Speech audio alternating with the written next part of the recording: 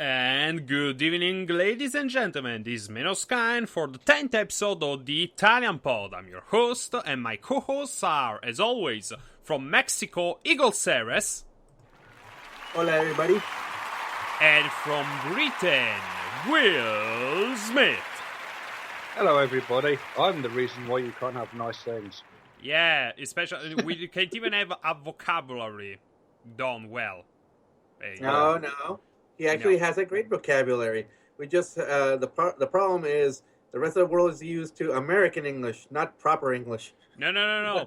I'm talking about Oxford Dictionary bending over for feminists.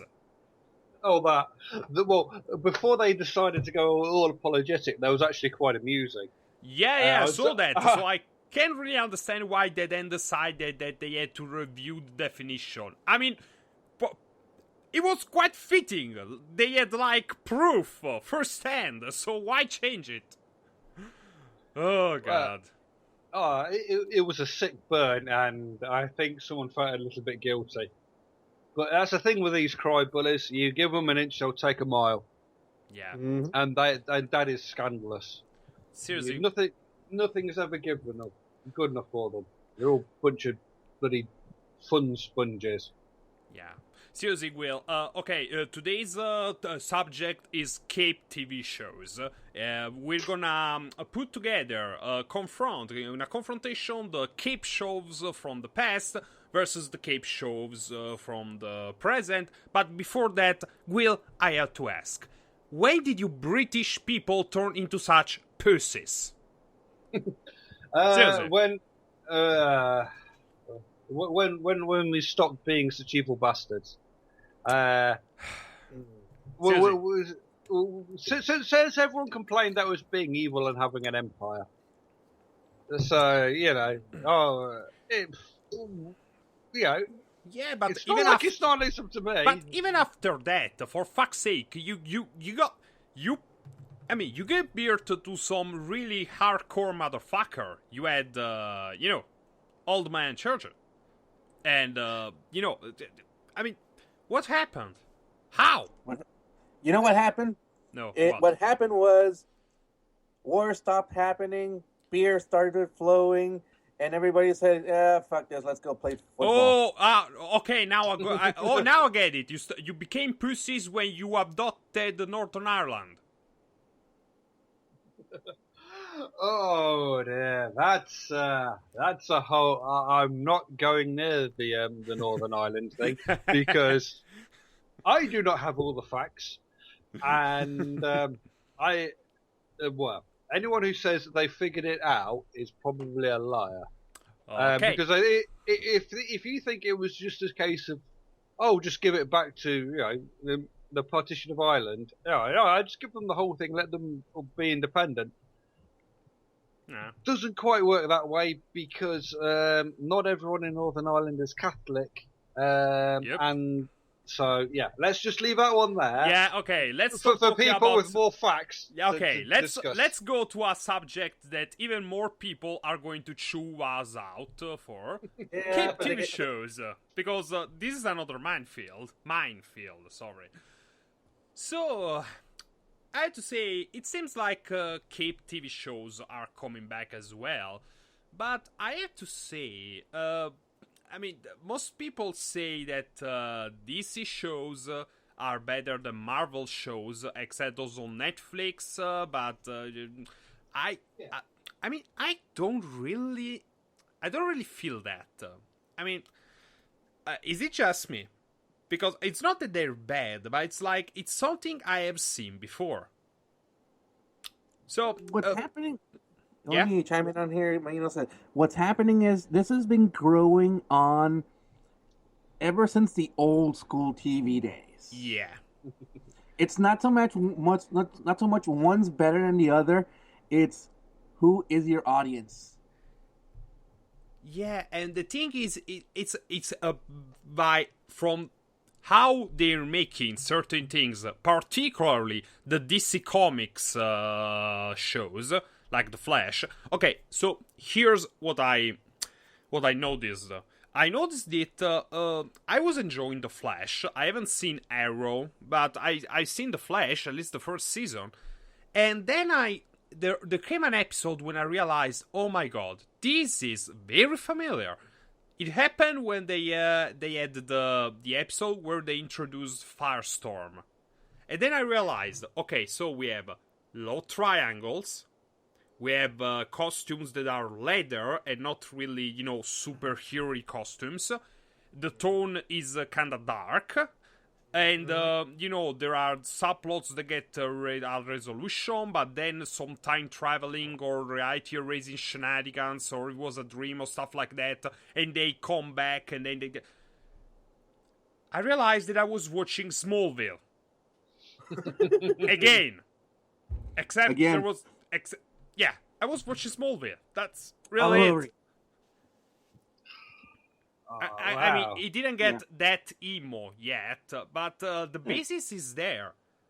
Mm-hmm. Basically, even the way the plot during the episode progressed, they reminded me so fucking much of Smallville. Is it just me? I don't know. Have you seen the Flash series, Green Arrow? I've not. I've been meaning to. I hear good things about them, but I've not seen them. So, not that it stops anyone on the internet from commenting, not having all the facts. Yeah. When has that ever stopped anyone on the internet? Oh God, no. I mean, we're being shit posters, but we're trying to be less shitty, more postery. This may be the podcast equivalent of shit posting, but we'll try to have some integrity. And speaking of shit posting, if anyone of the listeners wants to join in on the conversation, we have a chat on the speaker page. If you want to jump in at any moment, we're gonna read them. So, Smallville, The Flash. So you didn't watch what's the last Cape show you ever seen, Will? I was just trying to think. I remember watching the pilot for Gotham, and it was passable. I saw some bits of Agents of S.H.I.E.L.D., but it was early Agents of S.H.I.E.L.D., where it was all being carried by Agent Coulson, and thus not very good when he wasn't on screen. Let's not kid ourselves, he did carry the show. Well, something that I watched on a regular basis, I fear it would have to be probably Adventures of Lois and Clark. Now that I'm thinking about it. Oh, wow. Well, I remember watching that as a kid. Mm-hmm. Yeah, well, you forget I'm nearly a decade older than you, Minor. So, yeah, but yes, but we technically are your senpais. Yes. Yeah. You should act like that more often. What? We noticed you. What more do you want? Senpai knows me. True senpai. But you know the fun thing? That was the Adventures of Lois and Clark. I remember watching it on I think it was the third national channel here in Italy, and that's usually not it's usually the cultural channel. I may be wrong, but I remember being on that. But even funnier, that was the very first version of Superman I have ever seen. Like, I mean, some people the comics, some others the cartoon. I remember watching the cartoon, but the very first Superman I have ever seen was the one from Adventures of Lois and Clark. Well, Dean Cain pulled off a pretty decent Clark Kent. Yeah, I mean, well, I prepared with a few notes, and I thought, well, thinking about the shows, thought Lois and Clark. It's a little campy, perhaps, to modern audiences. Mm-hmm. But Grim and Gritty Superman is not good TV. We're looking at you, man of fail. We will never forgive you for your destruction of Metropolis. Many fail. Also, many fond memories, Terry Hatcher. Objectification. Cougar-tastic. It's not objectification if she does it to herself. Well, yeah. Also, she's. everyone just stops at watching. I mean, who would go after Superman's wife? I mean, no. Yeah. Everybody wants to tear a piece of that. Why not? Well, yes. Do you like walking, Eagle? Yeah, I'm going to try and put the moves on a man who can make my head burst into flames by staring at me really hard. That's a smart move. This reminds me of a fan fiction I read where basically, look, the basis is that Superman becomes gay for Batman. And he and Lois Lane have a falling out. So, kind of for revenge and cougar factor, she gets dirty and nasty with Jason Todd. Well, I count. I count. She got broken out on. She deserves her revenge. The first part of that I counter with Silver Age comics, Pink Kryptonite. Pink Kryptonite? Who the hell is that? Well, you're familiar, obviously. Apologies for patronising everybody, but you're aware of the ages of comics, like the Golden Age up until the late 50s, early 60s. Then you got the 60s to late 70s, early 80s as the Silver Age. Then you got the Bronze Age. Then in the 90s you had the Dark Age, as people call it, where everything was pouches and X-Men rip-offs and Rob Liefeld thinking he can draw. Yeah. Which is a bit mean on my part. It's a bit mean on my part, considering I can barely draw blood. But, yeah, but at least you know how a chest is supposed to look like. I have still nightmares of his Captain America. Oh, my God. Anyway, you were saying... Yes, you were saying...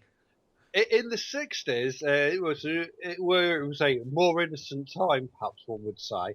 In the Silver Age, there was a lot of goofy shit going on, including various colours of kryptonite, because without kryptonite, Batman is basically a god, and... Superman is basically a god. So Superman, I do apologise. In modern days on the internet, Batman's a god these days, as far as some fanboys pretty much. But sorry, yes, Superman. Without his kryptonite, his one weakness, as it were, he's quite a boring character. So I think, well, what if these things interact, with the different kryptonite? But also the fact that there's so much kryptonite about, it's a wonder he can actually walk about on Earth's surface, considering every other villain has some. It's quite weird like that, but and there are different colours of it to have different effects. And the pink kryptonite, it kind of turned him a little bit gay. A little bit. Fabulously. He did become quite fabulous and start chatting up Jimmy Olsen. No! But of course, that was in the 60s, in between when Superman wasn't fucking with everybody. Lois wasn't trying to marry him or other people, but Superman wasn't trying to kill Jimmy Olsen for various reasons. I mean, I point you in the direction of super dickery, because it's Superman being a dick is canon, and you go, it's the whole Justice League being dicks is canon. Yeah, that too. That too. And that's not just the 40 cakes. Yes, I believe 40 cakes. That was the DC dictionary thing, which was around the time in the Silver Age, which explains why the theft of 40 cakes is so terrible. But returning to Adventures of Lois and Clark, I remember, I was a kid, but most of what I remember from it is that basically there was this kind of focus. The most I can remember of it, I don't remember any fights, but I remember the scenes between Lois and Clark. They were married in the series, right? They began as a couple. They began kind of like starting to date as Clark, not Superman. Yeah. And then he'd suddenly disappear on a on reporting project, and Superman's here, saving stuff, and whatever happens. And eventually, toward the last few seasons, when they finally decide to tie the knot and him tell her about him being Superman and all that. Mm-hmm. But it worked as a little bit, not so much a sitcom, and not so much as a romance, but it just kind of clicked together. Yeah, and that's what I mean. I mean, I remember they clicked together, like they were a good couple. I remember this image of them in bed, just smiling and hugging each other. I mean, it was a try to get, Superman to get liked by also a female audience. Right? Yeah. Well, from what I remember, again, my memory a bit patchy and phonographic, scratchy, old, and incomplete. It's like it went downhill once they started dating as Lois and Superman, which was kind of the thing. Is like, well, we're not here to see Lois and Superman, Mrs. Superman. It's like kind of, it's well, where do you go with the stories and so. But as things went with that, and that was a good show. That had Jonathan Frakes in it as well, if I remember correctly. A recurring character. He had like the arms of the Venus de Milo statue and cement thing of Jimmy Hoffa in his collection. But the point I was trying to make basically is that they did a member of the Superman family that also woman. Adult woman too. My mother, I remember, liked it too. But also, women in general could appreciate that. Yeah. Today, we got Supergirl. Seriously. Well, I've not seen Supergirl, I'll be honest. Go ahead, Ron. I say I've not seen Supergirl, so I can't really comment on it. I remember seeing the movie Supergirl back in the 80s. I remember seeing it, but I don't remember much of it because it's been so long and it's not particularly good. Okay. They did mention that on a recent Best of the Worst Red Letter Media Best of the Worst, which is quite funny.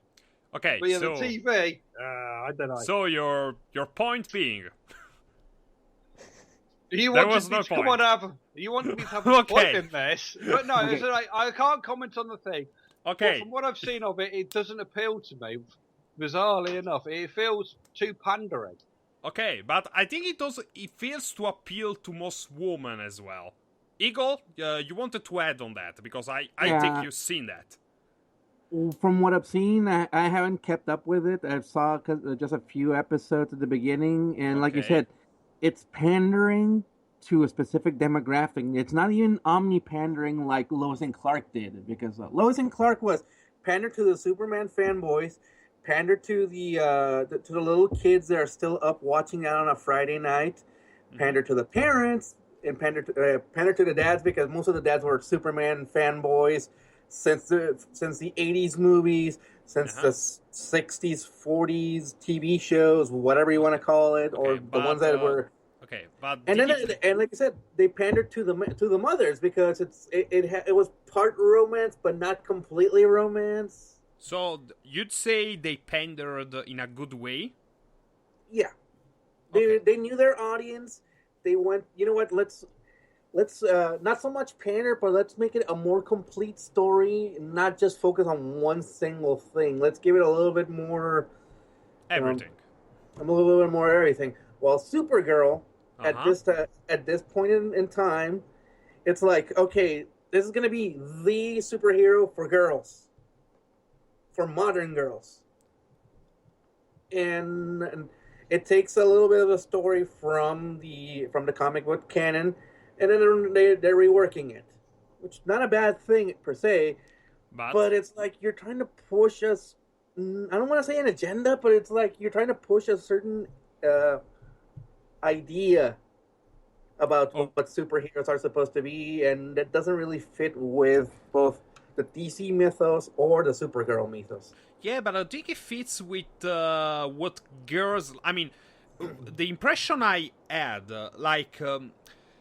they're trying to pander to a very specific demographic, and that very specific demographic is like twin girls, like very girls who are just starting their teenhood and growing old. And that's the thing, they grow older. Because that's the thing. This Supergirl is all like she's a geek, she trips, she's nerdy and stuff like that, and she has Jimmy Olsen who's black and a hunk and is acting like Superman, basically like Clark Kent. But so yeah, but the problem is, it doesn't feel like I don't know. It feels artificial. It feels fake. For some reason, it's like it's not so much pandering to an audience, but it's more like it's only for this group, from this age to this age, for this group specifically, and not so much omni pandering, but it's not as accessible to everybody else. Yeah, but also on top of not accessible, there's also the fact that it's the narrative, the dialogue. They feel kind of lazy. Because, like, okay, correct me if I'm wrong. I mean, it feels like to me like, okay, so we have this demographic, we don't have to put that much effort into this. There could be some of that, yeah. Yeah. Well, well, if it wasn't the fact that we're having a superhero boom going on, if it was all there is, then you could understand it. It's like, well, you know how it is. Well, this is all we've got, so we may as well look at it. Like with early TNG. I mean, let's not kid ourselves. First couple of seasons of TNG were pretty sucky. There are a couple of good episodes in there, but there's a lot of bad episodes. Now, these days, with so much choice going on, if you're not good out at the start, you're pretty much cancelled after like 13 episodes. If you're not careful, I mean, Hannibal was brilliant, but they've not picked that up for a fourth season.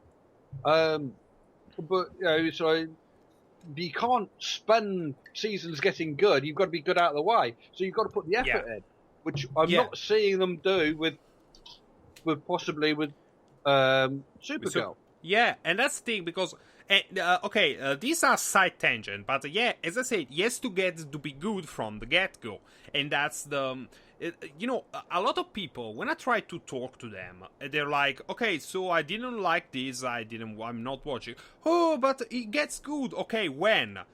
It gets good from episode 5. Episode 5? We're speaking about an anime, and animes are usually in seasons of 13 episodes nowadays. Well, you're telling me to wait until the halfway point? Nope. No, I mean, there are a lot of shows that are good from the first episode, from the first minute, from the first three, second, third. What, the first scene? What's your fucking excuse? There's way too much good stuff nowadays that gets undiscovered. But I mean, because there is so much competition, and I had to give you another chance. Like I had to wait until half season. No, what's your fucking excuse? Do a 3-episode rule. If it's not good, if you don't click with it by episode 3, dump it. Yeah. Well, it's look at the bright side. Internet speeds and codecs are sufficient that if you're watching a show, sometimes I'd pick up the first disc that can have 4 or 5 episodes on. If that's not going on, it's like, well, I won't pick up disc 2 or disc 3. I mean, that could be an expensive proposition. I've got to give it 5 episodes, so that's $50-$60 I got to spend on this for it to get it good and get my. Well, so that's 2 hours of my time. I mean, it's not like I'm busy spending my spare time saving poor people or anything. No, doing anything worthwhile. But my time is my time, and I like if I'm enjoying myself, I'd watching something, I want to either be entertained, informed, or educated. If it's not doing any of those 3 things, why am I watching it? Yeah, and there is also the fact that Supergirl I mean, she's had a lot of iterations of versions of different girls who've been Supergirls, depending on the universe reboot or whatever. But the thing that has always been a staple of Supergirl so far, that actually made her popular, in certain points more popular than Superman, is that Supergirl didn't grow up on Earth. She didn't land as a baby, she landed as a teenager, and teenagers are very confused and irrational emotionally. Supergirl has also always been dangerous, except maybe Golden Age Supergirl. But that's always what it's been. She's always been dangerous, she's always been emotional. She's never really well adjusted to life on Earth. Instead, in the series, they turned her to Clark Kent. Is that really Sorry? They made her female Clark. Yeah, pretty much. And so, I mean, do I really have to tell you to take a few... No, okay, it's not that I have to tell you. I must tell these people. Take a few tips from cartoons. Because lately there have been a lot of good female characters in cartoons. I mean... They're cartoons and it's 2016. It's 2016. It's current year. Who's got the phone on? You were waiting for a call? No, sorry, that was me. That's one of my sisters calling me. Sorry. Okay. But yeah, so because Supergirl, Kara, I think. I'm not Kara. I'm not so au fait with the DC characters. I'll be honest. When it comes to comic books, I'm a filthy casual at best. Really, to go with her, if it would be better to have her be someone who comes in with preconceived notions of what people should and shouldn't do and how to behave, and then learn how. Actually, there's a bit of nuance here. Well, so that's why I can't just drop f-bombs. Yeah, and do this. Oh, yeah. So, I do have to wait for that. I do have to learn to interact with people and accept them. That not everybody is the same. Everybody has different opinions. That's what you do with Supergirl, or have her sort of like being a bit haughty, a bit. Yeah, but dare I say a bit like Asuka. So dare I say Kara is a foreigner? Yeah, you got your fish out of water, so you've got your potential for comedy, and she figures things out. You know. That makes for a more interesting story than just chick flicks. I mean, all of a sudden you don't have superhero shows that just for girls. It can be for teenagers, because a teenager having to adjust to a new place, to new people, a fish out of water that misses her family because it's kind of dead, having these powers that she didn't have, and being angry with the world. That's a pretty common thing nowadays to all teenagers, not just girls. You'd have a much better show. I mean, this is basically the latest iteration of Supergirl in the comics before they changed writers and went a bit down the drain. But, yeah. Instead, they went with lazy chick flick, very young chick flick Supergirl. Okay, so speaking about teenagers with superpowers, Smallville, yeah. I mentioned that before, and... Yeah, I remember watching it like daily because I really liked the first seasons. I really liked Clark, but the thing is, as it went on, because as I grew up, I started to realize why am I watching this? Because okay, I'll come out and say it. I didn't like Lana. I didn't like Lois. My favorite girl from that series was Chloe. The reporter, the blonde. Yeah. Well, I mean,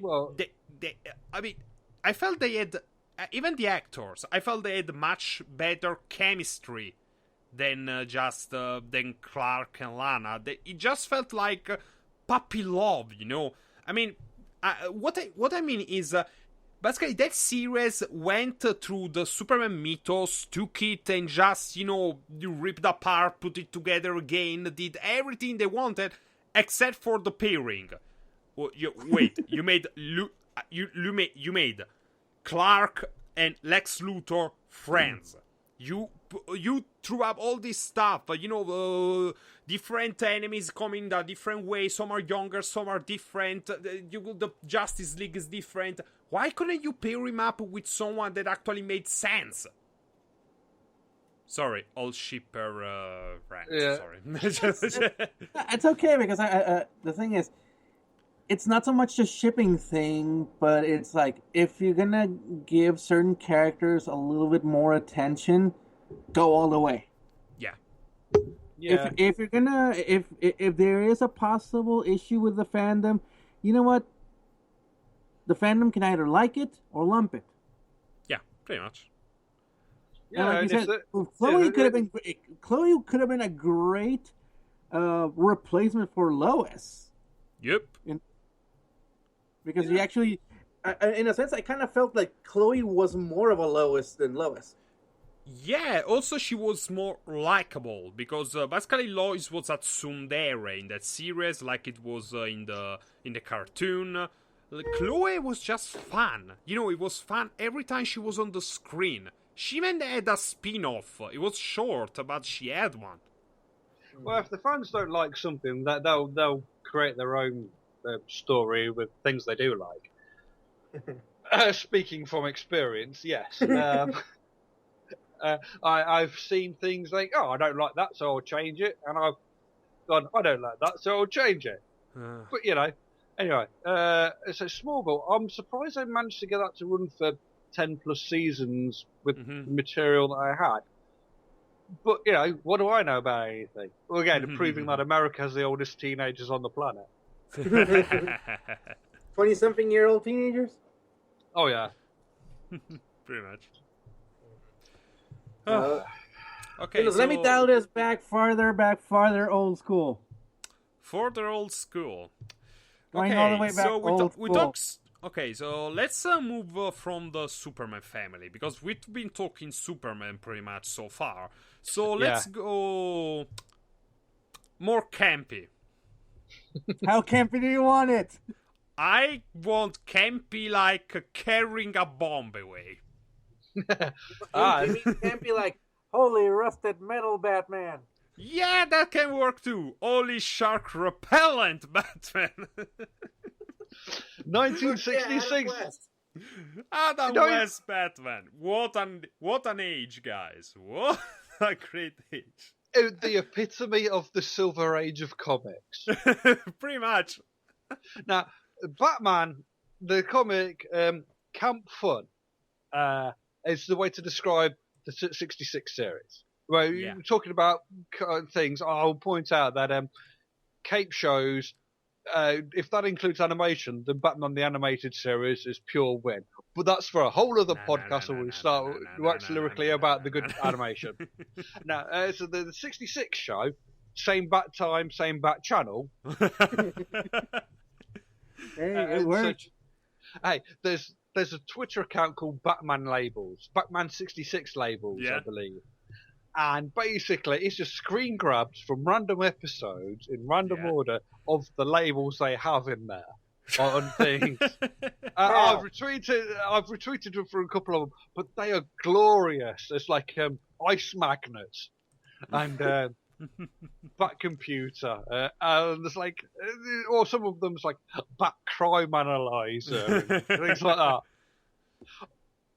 And because it was such good fun, I would also highly recommend the TV movie Return to the Batcave, starring Burt Ward and Adam West. It was a mid-2000s TV movie thing.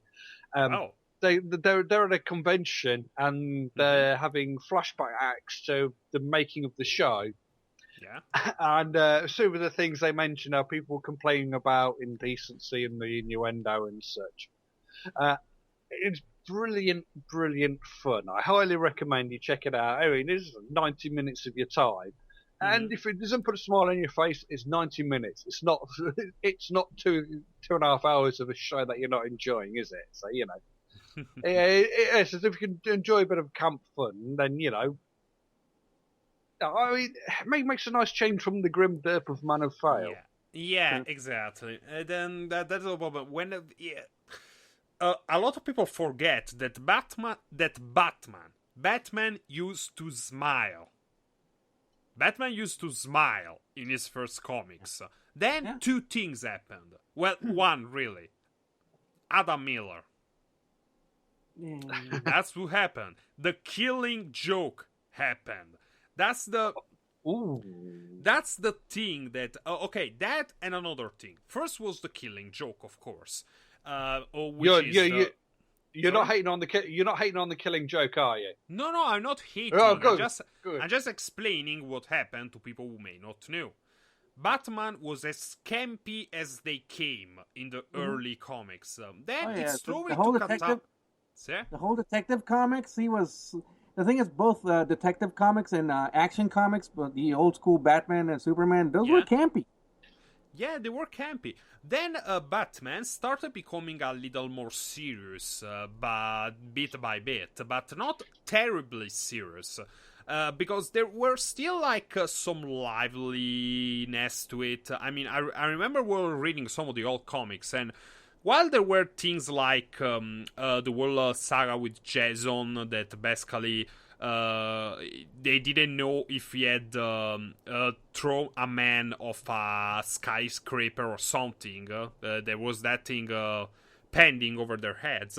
But at the same time, there was then another comic where they ended up with him having done a great school project because of an adventure they had gone on to. So it was a full darkness. Then two things happened. The Killing Joke and A Death in the Family. The Killing Joke is Adam Miller. There's always also Batman Year One, also. Yeah, but that happened a little further down the line. They're further down the line. Basically, this thing happened, the Killing Joke and A Death in the Family happened near each other. First, the Killing Joke, where, well, we all know what happened. Basically, the Barbara Gordon was paralyzed, even if they're trying their damnness to not let that even be remembered, seems like it. And then Jason Todd was killed by the Joker in A Death in the Family. That was also... It wasn't... well, that's another speech for another time. But the thing is, that's when the change happened, because that was Mr. Nice Bat. No more, Mr. Nice Bat. No more, Mr. Nice Bat. Serious face on. Sounds like no more lozenges in the closet. Damn you, Alfred! Yeah, but the thing is, it was no more Mr. Nice Bat, but they did it in a good way. That's the thing. I mean, they didn't go grim derp like Man of Fail, but they did it well. They did it well.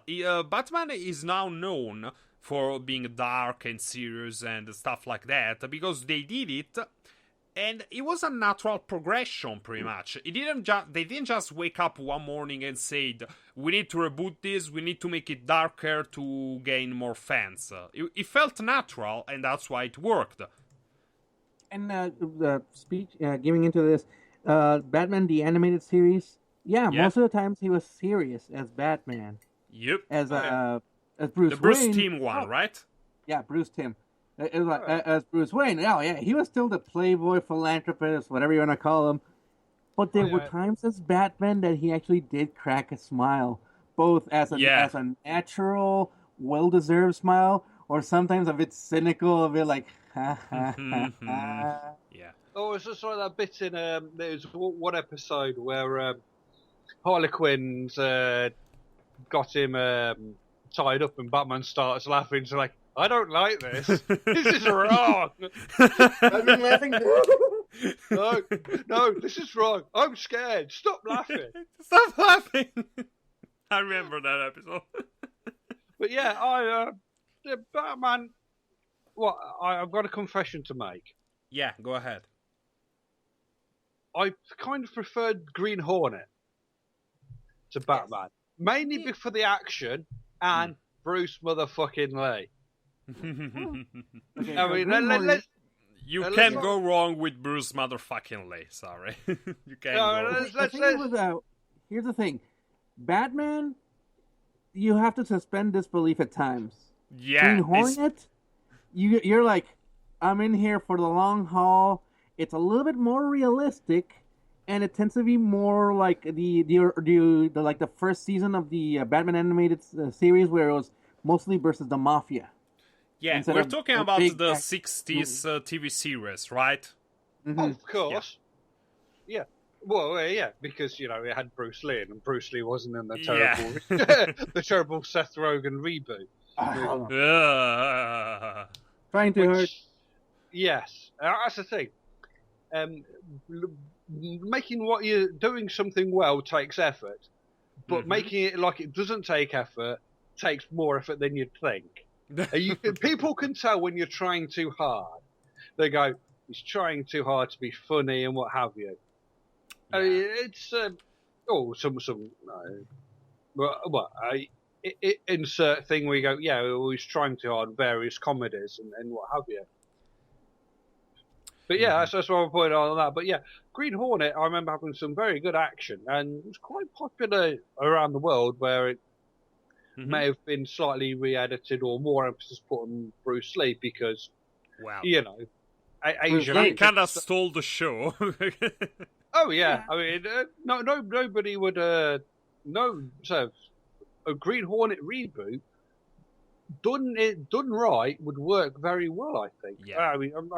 I mean, you do it as a TV show. You have your skilled Asian actor being the guy who kicks ass, and he could be the smart one, and the guy being the Green Hornet could be the blithering idiot.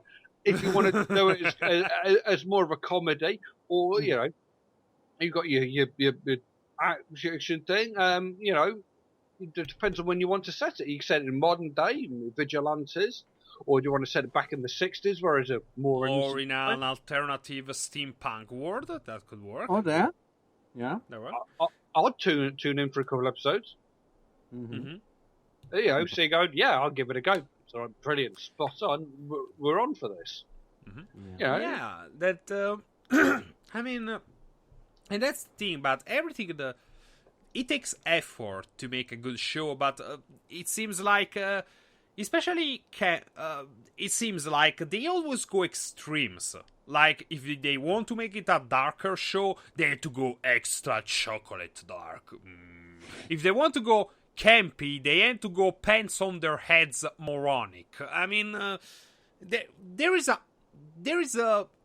good way to do either, and it's never going to the extremes.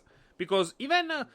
Guardians of the Galaxy, it was pretty campy, but it had some good, serious moments, like where the scene where they stand in a circle, or it starts with the guy's mother dying of cancer in front of his eyes as a kid. So, yeah. Well, yeah, it's not too campy. It's like, the guy goes by the name Star-Lord. It's like, well, it's not pants on head moronic, but it's getting there. It's quite silly, and it knows it's not taking itself too seriously. Yeah, which but is good. Which is what you want to become. The thing is, that's the thing. I mean, there are still things, but they become cool because of the people who do and say them. It's like at the end, because it's still the thing for the Star-Lord thing. It starts with it saying it like a woo. Come on, legendary outlaw. Then they meet again, and he's like, Star-Lord. Finally, like he says it with conviction. Recognition. Yeah, recognition. He said it with conviction because now that he's done everything that's happened in the movie, he's become a pain in the ass. He's become a hero. Well, not really he's become someone, basically, an established character, and even the name has some weight behind it. And then at the end, we get that it was the nickname his mother gave to him. So by the end, that silly thing has some pretty fucking weight, and you can't say Star-Lord without cracking a smile. Yeah, I mean, without cracking up laughing. The thing is, first it was his it became his nom de guerre. Yeah. It became he used it as his war face, and then he. Not so much that he lived up to the hype, he made the hype. Exactly. He made it. He made the hype. It's not like dropped. Say the thing, the campy, the hype, the fun, the dark. It's not dropped. You can't drop it. It doesn't work. They dropped it on Superman, and we had Man of Steel. That's not how you do it. You had to make it. The people in the movie had to make it. It's not just a matter of colors. Mm-hmm. So speaking of colors, how's the color of anger for you? What's the color of anger for you? The color of anger? Green. No, green? Oh, okay. You wouldn't like us when we're angry. No, you wouldn't like me when I'm green. It's not easy being green. No, it's not easy. It's not easy turning into a big green range monster. Yeah. And then they give you a cameo in the reboots of those series turned into a movie. But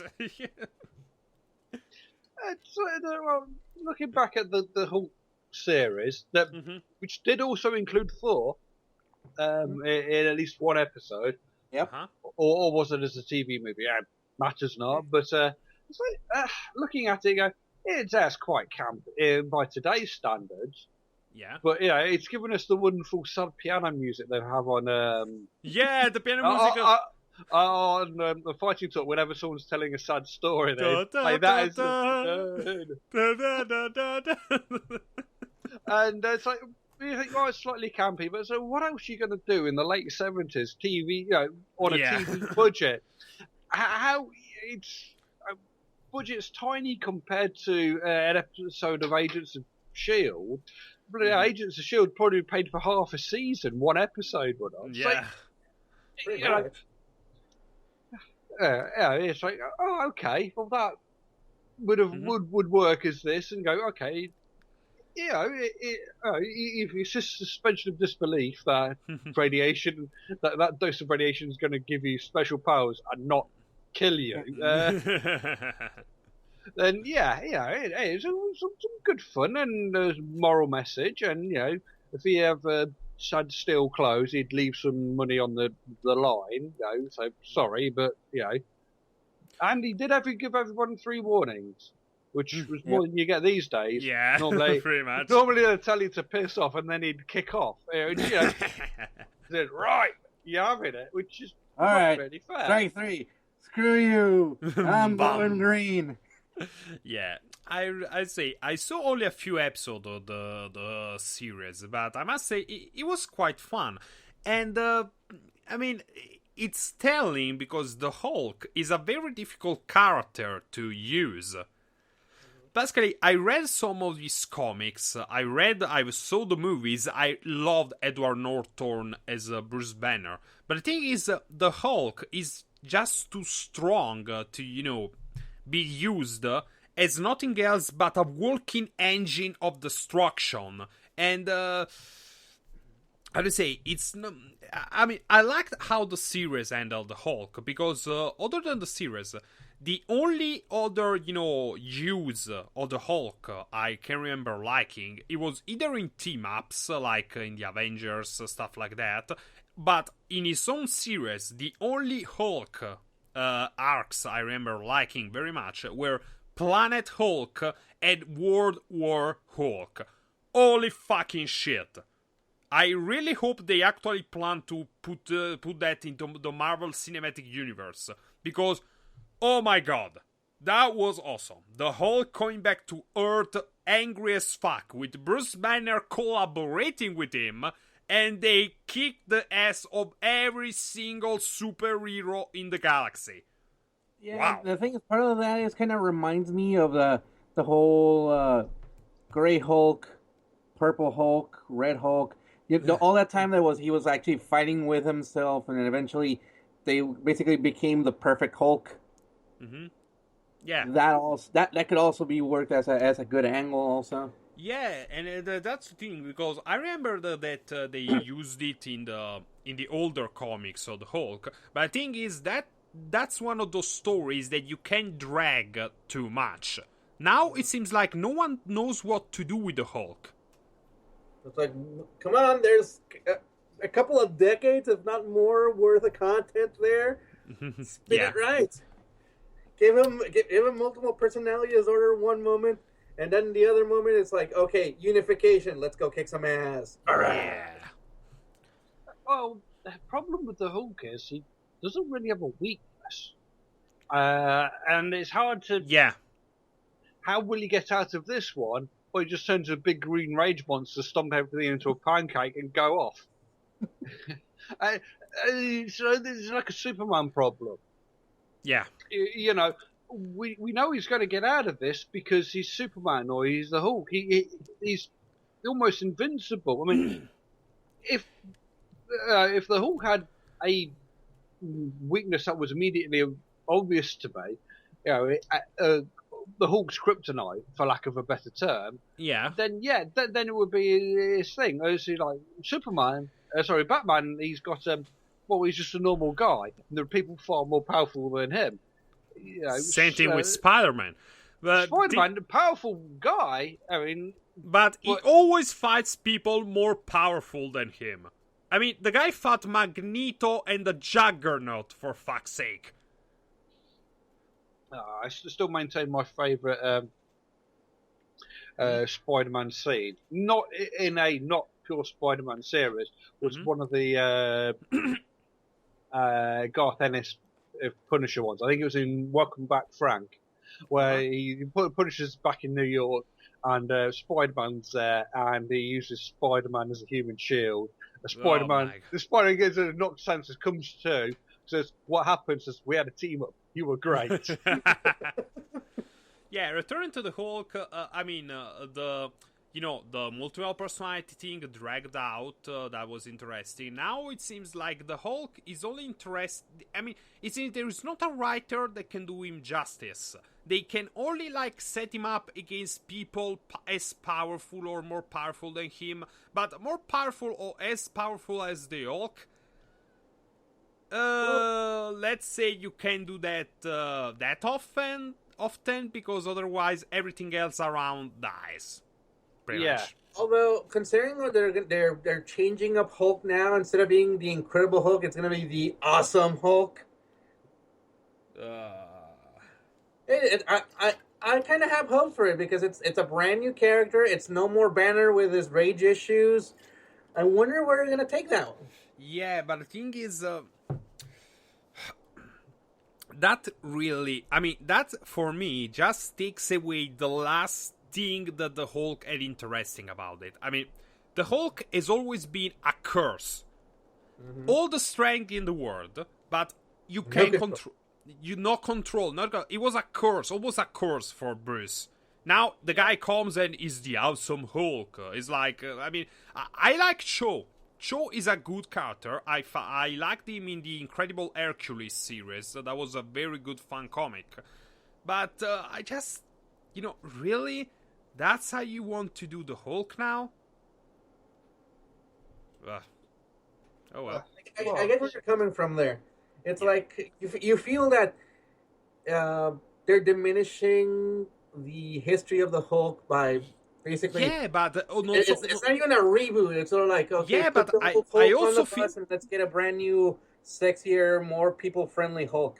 Yeah, but the thing is, I feel they're diminishing even Cho, because Cho knew the Hulk, knew what Bruce Banner, knew what it was like for him to be the Hulk. He's seen it with his own eyes. Just see, the awesome Hulk. I mean, really? That's why I'm interested to see what's happening. If it works, hey, more power to them. If not, they're gonna bring back Bruce. No, but it's not that it's not Bruce. I mean, a new Hulk, good, cool for me. But it's the awesome Hulk. I mean, that was old school show. The guy has gone through some very fucked up shit. He was supposed to have grown as a character. Instead, he's still the young, horny teenager that just screws around. He's seen Bruce and Hercules die. And he's still like that. Really? Okay. Oh, they can probably build in some character growth there, but it's a matter of to see if it works or not.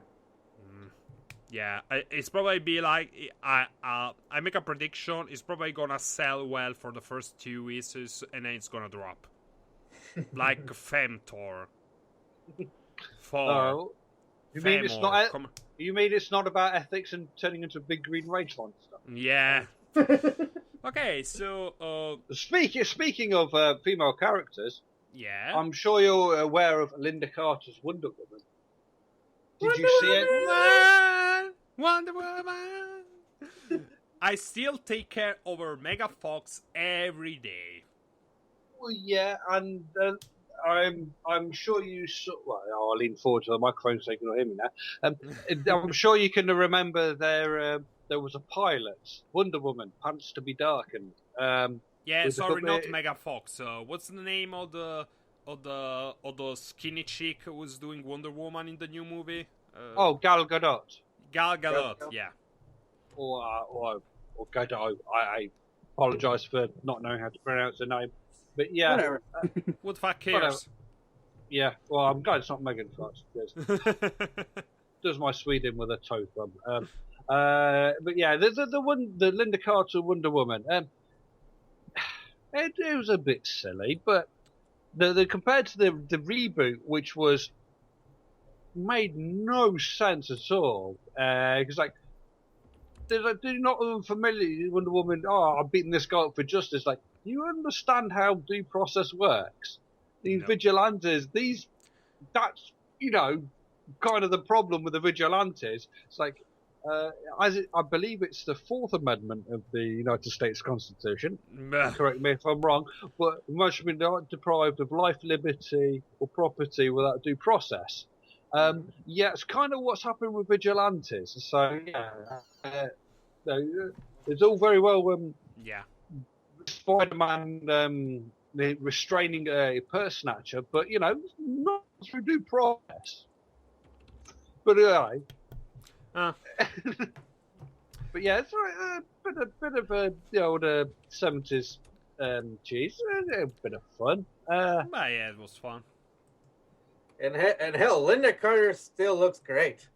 Yeah, how old is she now? According to Wikipedia,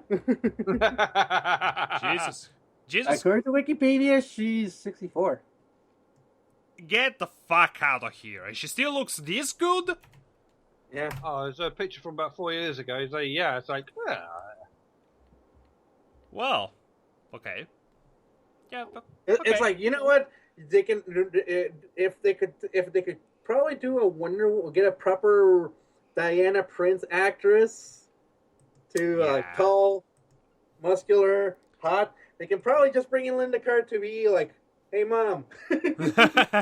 yeah, you want her to be Queen Hippolyta. Oh hell yeah! That would be fun, I guess.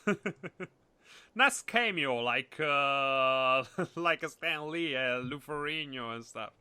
That would be a nice cameo, but again, never going to happen, I guess. Yeah. No, Alright.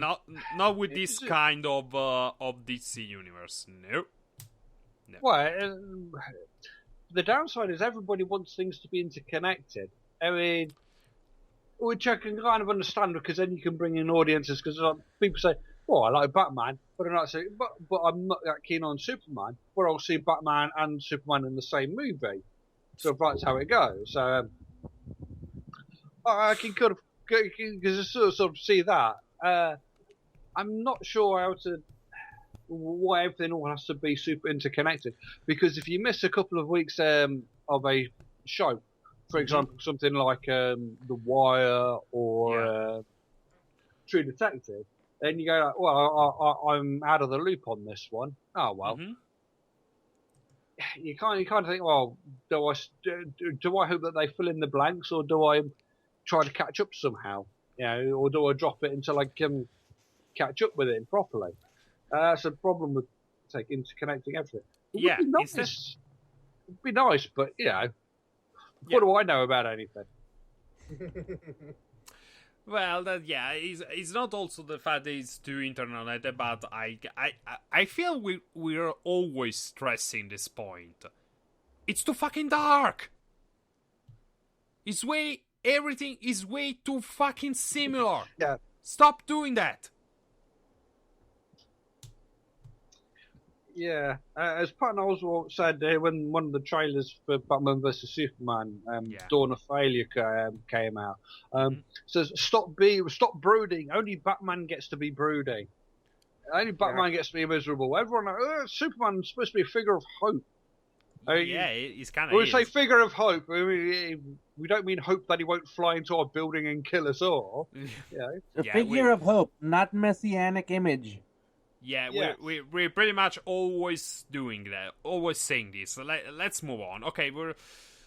So Wonder Woman, Linda Carter, good job. Whatever job you. I hope it's all natural. It gives me hope for other women, you know.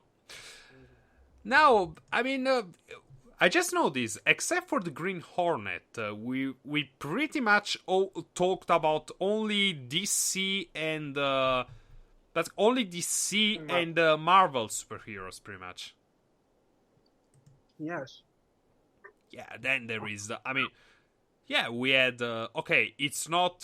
now it's DC, but it didn't start as DC. We had Hellraiser, too. Did you watch that series? Which one? Hellraiser. Sorry, not Hellraiser. I mean, the... Constantine. Yeah, Hellblazer. Blazer, sorry, Hellraiser, I'm sorry. Hellraiser is a horror movie. No, sorry. Yeah, the movie with Keanu Reeves, not so good. The TV series, the new good, one. Which unfortunately cancelled.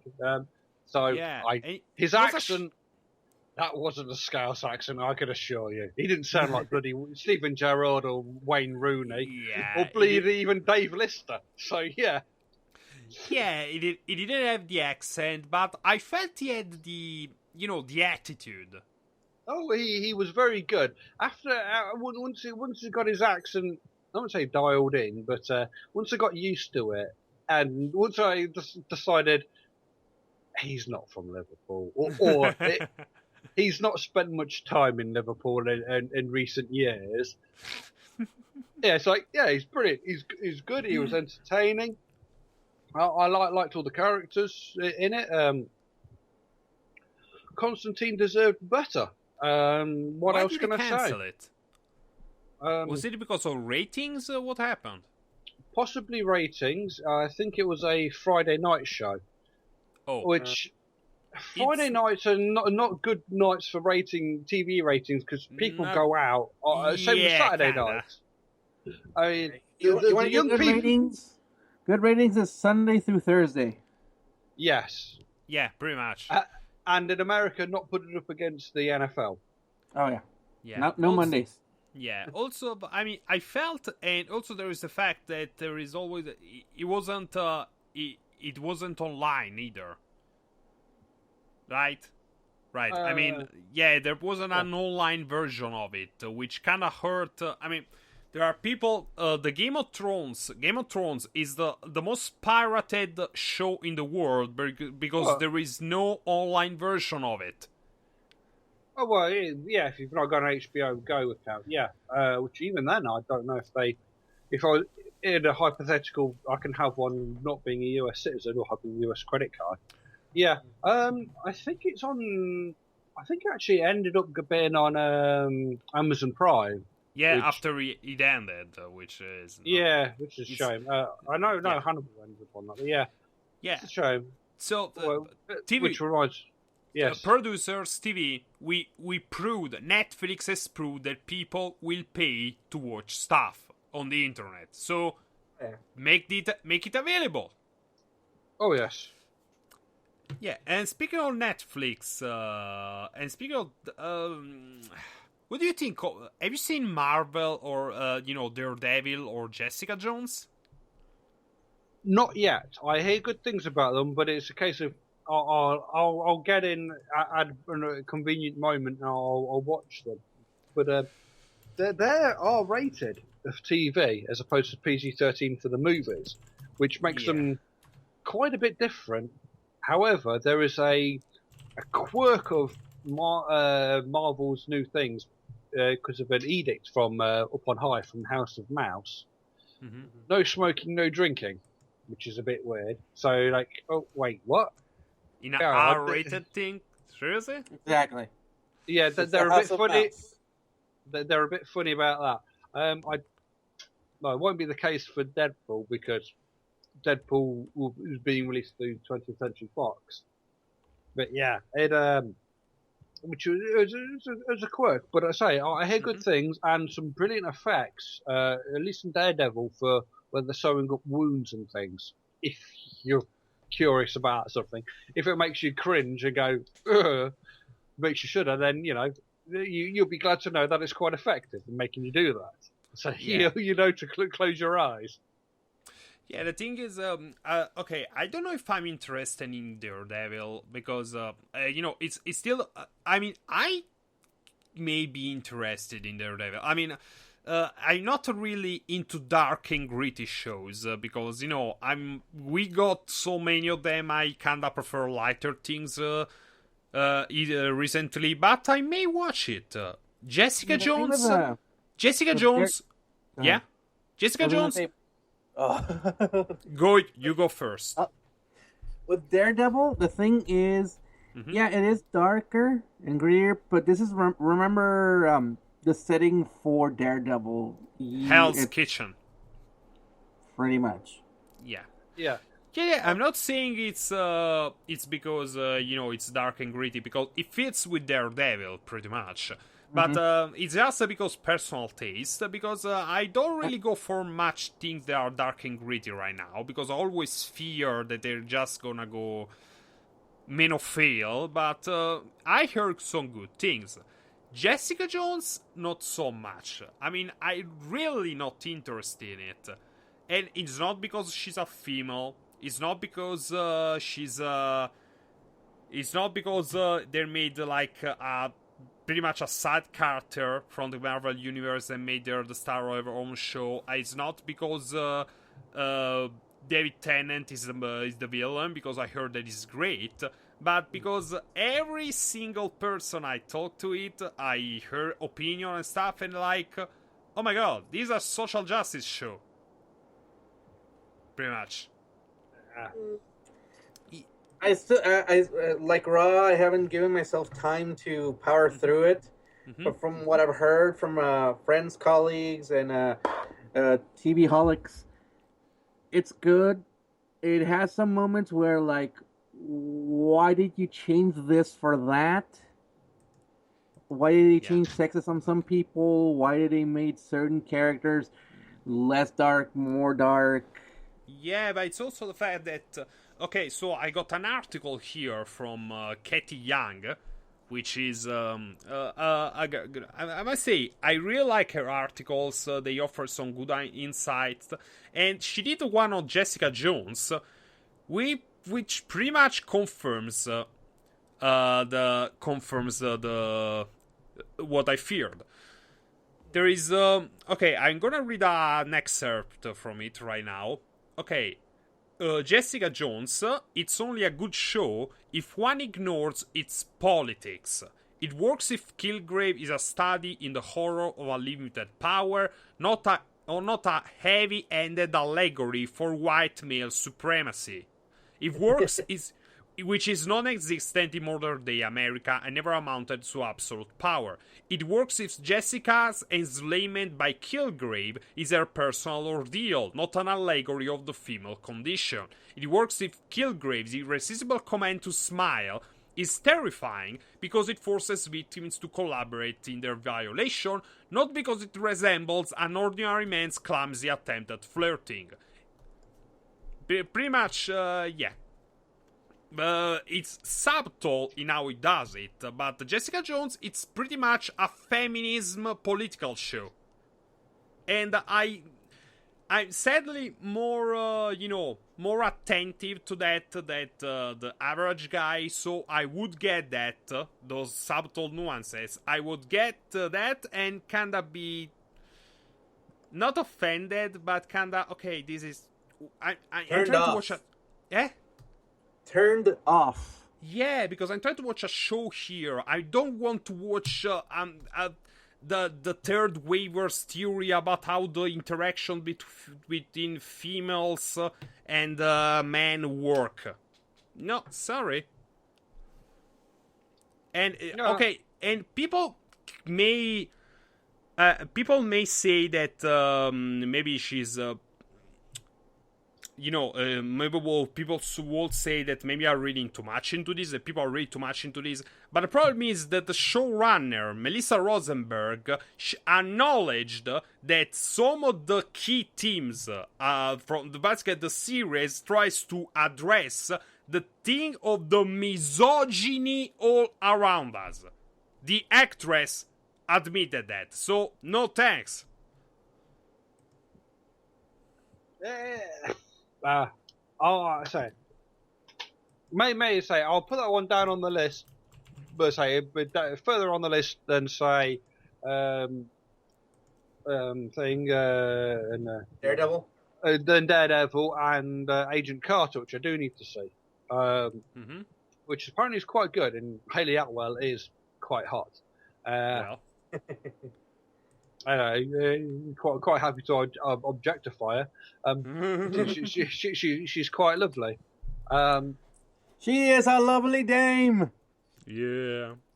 And in the thing, she has accidentally kicked a couple of stuntmen in the plums Ouch. by accident. Accident, oof. yes. Well, you got to make it look good.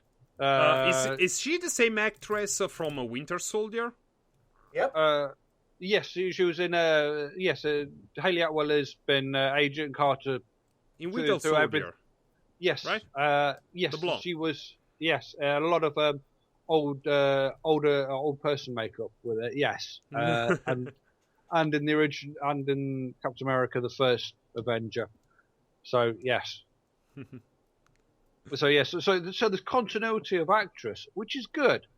Because that's something that would really annoy me if I was like, oh, I'm so and so in this, oh, they've recast me, or you're watching something suddenly, why have they changed? Why has he changed his face? I mean, it makes sense in something like Doctor Who, and if you believe the theory with Bond, where it's a different person, 007 is a code name. But it's not the same like the second Darren. It's good that the Hollywood and TV shows can interchange their actors. Usually, either you were an actor for TV or you were an actor for movies. Now they're kind of more mixed. That's good. That's good. Like I said a few minutes ago, people don't like when there's a second Darren. Yes. Yeah, so like that's quite weird. That is like Dick Sargent, Dick York, Sergeant York. To quote Wayne's World, yes. It's like it's one of these weird things. Like, why did nobody notice? Because the audience isn't that stupid. I mean, there are times when you can't continue on, and you need somebody else to fill in a role. Yeah, but it does get quite weird. Charlie. Yeah, you know who did that well? There was have you ever seen Power Rangers Lost Galaxy? Nope, not seen any Power Yeah, basically in that show, they changed the Pink Ranger. Basically, in the middle of the season, the Pink Ranger actress, the girl, the character, changes. And they do it well. I won't spoiler for those who... because they do it well. But, yeah, Power Ranger... And again, Agent Carter, we're still talking... Always... Okay, so let's talk about some not Marvel or DC heroes. I mean, Heroes. That was a good series. The first couple seasons, I guess. Yes. Sorry. Save the world. Save the cheerleader. Save the world. Yeah, pretty much. It was an interesting concept, and then the first, if I remember correctly, the first series was cut short because of the writers' strike. In 2007, 2008. That's why there's only a few episodes. It's a short first season. But after the second season... well, even if it was short, I felt it was... the writers were on strike, so they couldn't write more episodes. So that's but why I felt you had a good conclusion, nonetheless. that they didn't have the scripts for the filler episodes, maybe. Well, it's a sort of thing with the Vision of Escaflowne. That's quite a tight storytelling, because that was originally going to be 39 episodes, and then Shoji Kawamori gets the call, by the way, you've only got 26. So suddenly, they cut out all the filler episodes, which they don't need, and then it becomes quite a tight story. No swimsuit episode. What a shame. They didn't really need them. We already had the twins. Yeah, but you know one thing, and speaking of heroes, okay, but you know one thing Heroes did better than I think any. I mean, I haven't seen Daredevil, so I don't comment. I've seen, maybe with the exception of Tennant in Jessica Jones, which I've seen a few scenes of, and it's a shame because of the show itself. But there is one thing that seems no fucking superhero movie can do well. The villain. Oh. The villain. Zachary Quinto. There's only one villain I will put a little bit better, and that's Loki. And Loki. Okay, except for Loki, they haven't done a single good villain. No movie, no TV series, nothing, except maybe for Tennant and Loki. But Zachary Quinto, holy fucking shit. Zachary Quinto in Heroes was the perfect villain. It was wow. They just build him up the whole series to be this scary, strong, terrifying motherfucker, and he delivers. And it's satisfying to see, like in the last episode of the first season, you know, all the characters find themselves into the same place for some reason, and they take turns kicking his ass. Basically, it's satisfying, but if he wasn't such a strong villain, it wouldn't have been as satisfying. So, really. You know, that was only because he was evil Spock.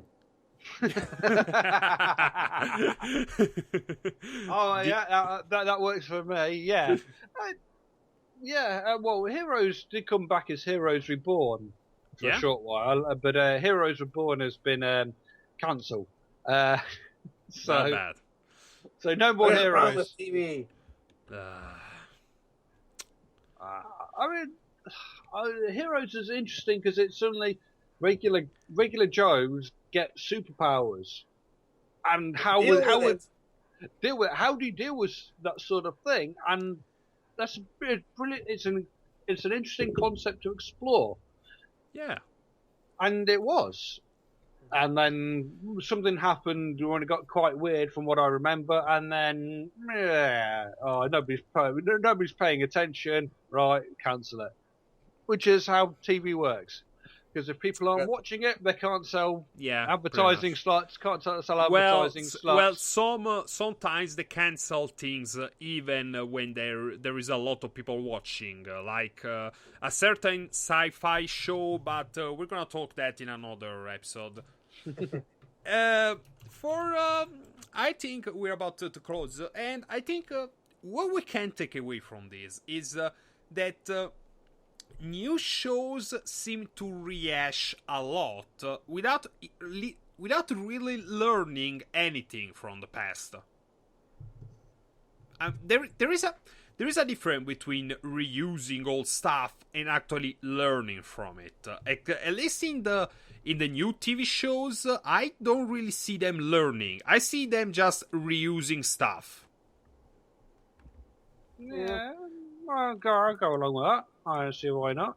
But, you know, there is something that... I'm trying to think of the superhero stuff. Or, cave things are worth looking at.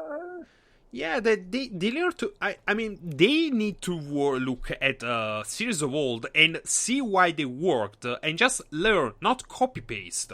I mean, really, Heroes. Let me pull an example for that one, Minos, and this is one? really going old school. Like you said, you know what? They need to learn what worked. What worked sometimes was campy. What worked was mystique, adventure. Yeah. Going out on a limb and making sure it's fantasy. Let's enjoy the fantasy, like the $6 Million Man and the Bionic Woman. Yeah, or Zorro. Oh, Zorro. oh yes. Yeah, Zorro. Zorro, brilliant idea. Yeah, I mean, he's got a cape. He went and fought bad guys. They weren't super bad guys, but he had a mask. He was like the prototype of the modern superheroes, pretty much. Well, some would feel Batman's a bit of a rip-off of Zorro. Yeah, A the origin fighting for story justice. had him getting his parents killed in front of a cinema after watching Zorro. No, that was not Zorro. But yeah, Zorro is it's a hard character to it's I mean, it's a particular setting of northern Mexico, southern California.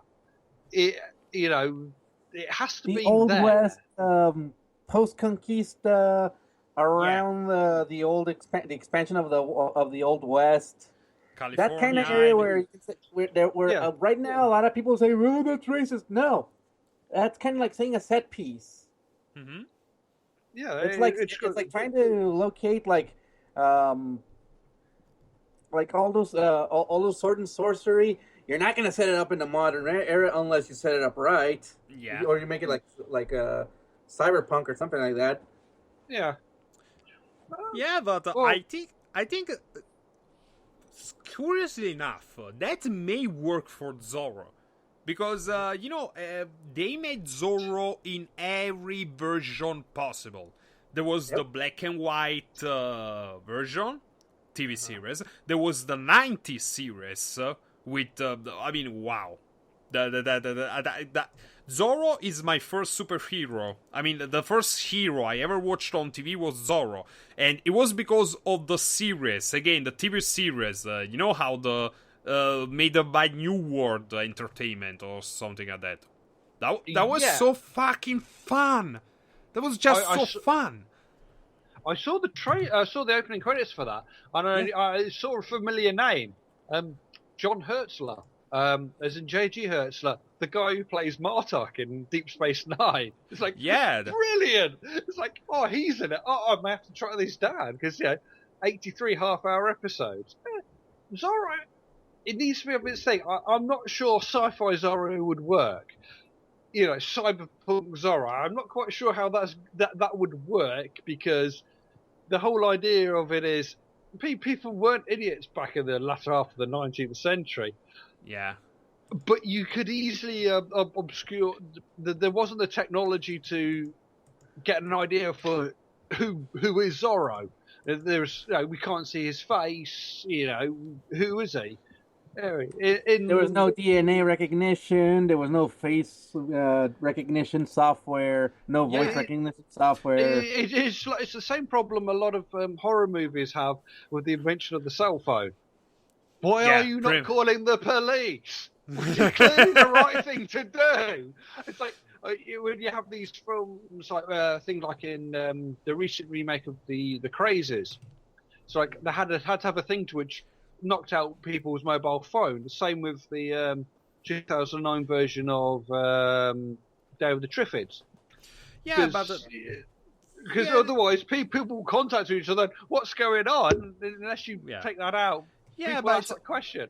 But the thing is, Zorro. I mean, as they did it in the original, but it could be used like in a future setting or something like that. But because the thing is, I mean, always washing and buckling. I mean, you have to work to make it work. But the thing is, Batman took from Zorro all sort of thing of the legend.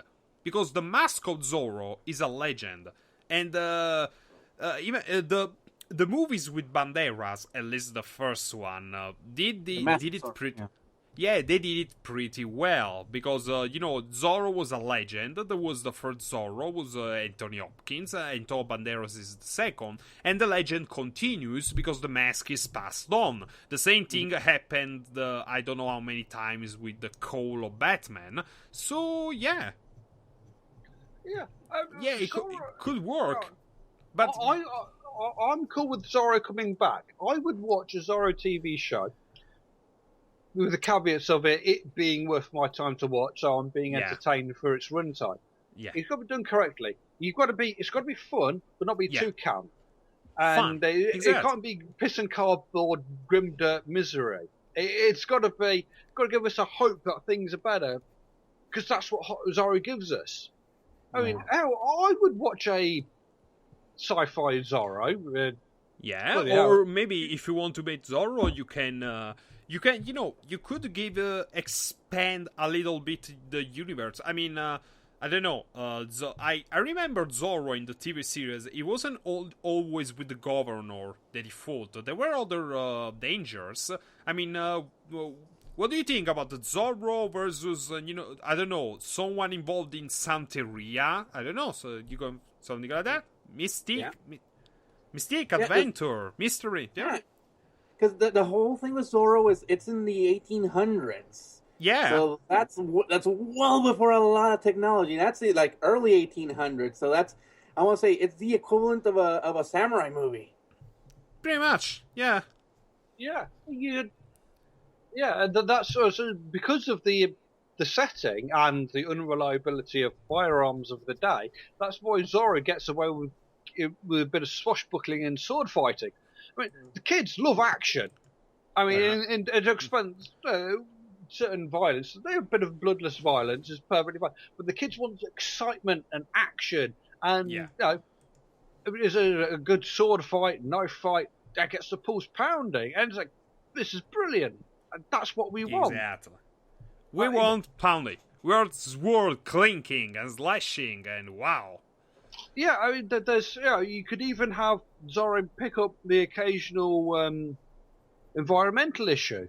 Oh, there's people are, they're mining. There's a bit of deforestation, and like, no, it's if you don't make it too heavy-handed, it'll work. Yeah. Yeah, don't go full Captain Planet, please. Don't do that. Oh yeah, yeah, but Zorro, well, it depends on the time slot. Zorro could take on some quite dark issues. Dude, it's California in the 1800s. Oh yeah, there are a lot of dark shit going on. Oh yeah. The thing is, the original Zorro was a bit of a Robin Hood. Yeah. Yeah. We're talking about the real one, right? Yeah, the original novel. Yeah. Was the 1800s, so that was still California under Spanish rule. Yeah. So it's like the Spanish version of Robin Hood in California. Yeah, and you get some beautiful scenery. You have Zorro taking up the issue of of slavery. I'd like to think Zorro was moral enough to fight against slavery, and you also have issues of racism, piracy. Yeah, indigenous people. The 1800s, California, the Far West, that setting, you could do a lot of stuff. Really. Oh, I know the second movie from Banderas burned us a little, but it's time for a Zorro comeback. I believe it is. I think so. I think let's say the right tone. That's the question. Is like, well, do we have a silly episode? Does it do? How long do you put the episode in? With the right. Do you tone. have do you have it like cliffhanger, serial, have like a 3-4 episode story arc? The right way. Everything needs to be done the right way. The question is, what is the right way? Further? Yeah. Take the time to discover. You can take your time, but can you afford the time? I think a couple of the way I would do it is you have your origin episode, a feature length pilot, then you have a couple of one-offs, where I think, and then you have four episode story arcs, a bit like the old Doctor Who. Usually like 2, 3, 4, 5, 6 parter, where it continues on, where he is fighting this notorious pirate, And then it's like, okay, well, restore that arc, and then, I missed that arc. Oh, never mind, I'll catch the next one. And then, it doesn't continually go through each particular. Eagle, you should have linked me this before because we're running out of time, and I mean, a Django Unchained. Myself. What? A Django Unchained Zorro crossover movie with Quentin Tarantino? That was it's still in the works. Sorry, no. No official word. No. But it would be so hype. No, sorry. Quentin Tarantino, Zorro. No. Too dark? No, it's not too dark. Quentin Tarantino's humor and kind of violence doesn't. No. Needs to be a little bit campier. Yeah. A bit campier than Tarantino. No. A bit more Grindhouse. No, it's too. No. Quentin Tarantino, Zorro? No. No. Fewer F-bombs and N-words and No. Bit more silliness. No, wrong. Tarantino's Wrong. The thing with Zorro is it's elegance. It's elegance. Panache. It's more artistic. It's fencing, but as Zorro, he's one badass fencer. But as Diego, he's kind of a klutz. No, sorry. I mean, I love Quentin Tarantino as much as the next person, but no. Nah. Oh, yeah. So I was going to see that. I do want to see the Hateful Eight, but unfortunately, my local cinema chain isn't showing it. So. I wouldn't say it would be bad, but it's just not your cup of tea. No, I just don't. I mean, I'm trying to imagine like Zorro in a Tarantino kind of fight scene, violent scene, but no. Too violent. The thing is, too violent. Yeah. For Zorro, there has to be style. It has to have flair. Flair, exactly. Flair. Tarantino has style, but he doesn't have flair. Well, who would be good for a Zorro? Either movie or TV series. The Zorro reboot. It can be full fat TV, maybe Netflix, maybe a movie. Who would you put in charge? Who would you put in it? As a director? Yeah. Who do you see as the flair and panache and to make it work? Flair and panache nowadays. I have to research this because it doesn't really give me anything off the top of my head. But I'm thinking Gareth Evans, the guy who did The Raid, would be pretty awesome. Yeah? It's still too fucking violent, man. No, it's like obviously he's not going to have people being kicked in the head for two hours. But he knows how to shoot an action movie where you can see what's going on and you can see what's going on. Yeah, but it's not only about that. I mean, when you see Zorro, okay, so you enjoy the it's like watching Spider-Man have a fight with a supervillain. It's not only about the punches, the choreography. It's also about the wit. You can see the class, the flair, and the humor in the body of Zorro. Basically, it's making a fool out of his enemies with his mouth and with his sword. No, not. Yeah. Oh, not well, Raid. Sorry. No. Well, it depends on who's putting the words in Zorro's mouth. That's the next thing. It's like, well, I think.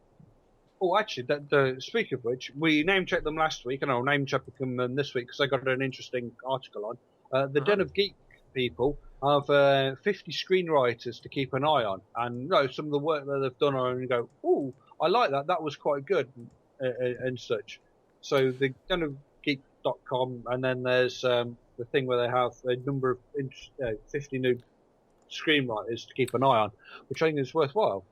Okay. Well, okay, we're out of time, guys. Okay, before we go, I want to know from you a series, a cape show you'd suggest to people.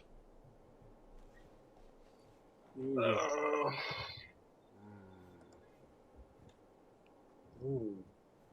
That's a tough one, that is. There's Agents of S.H.I.E.L.D. It doesn't matter new or old, right? Sorry? Yeah, it doesn't New matter. World? New World. Any. Oh, Green Hornet. Green Hornet. Okay. You, Eagle? I'll still go with Hulk. Mm-hmm.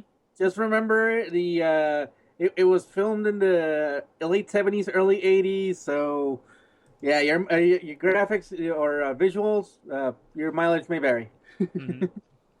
Yeah, as for me, I'd highly suggest watching the 90s series Zorro, made from New World. It's worth just for the intro, when daggers are pointed at innocent hearts. Yeah. And muskets are ready to fire. When tyrants ride high and govern with fear, as the forces of evil conspire, then from out of the night a hero must rise, with courage and even a mask won't disguise, the turn to the man called Zorro.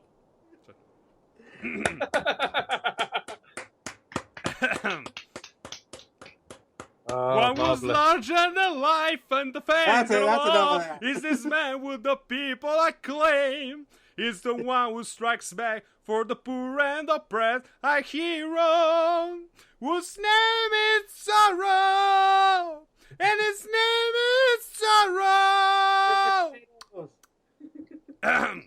Sorry, it's over now. You just need to get that out of your system. It needed a chorus. Okay, this is Man of Skine. Thanks to Eagle Series and Will Smith. Let's never speak of this again. We'll see you next episode. Bye. Bye. Bye. Bye. Bye. Bye.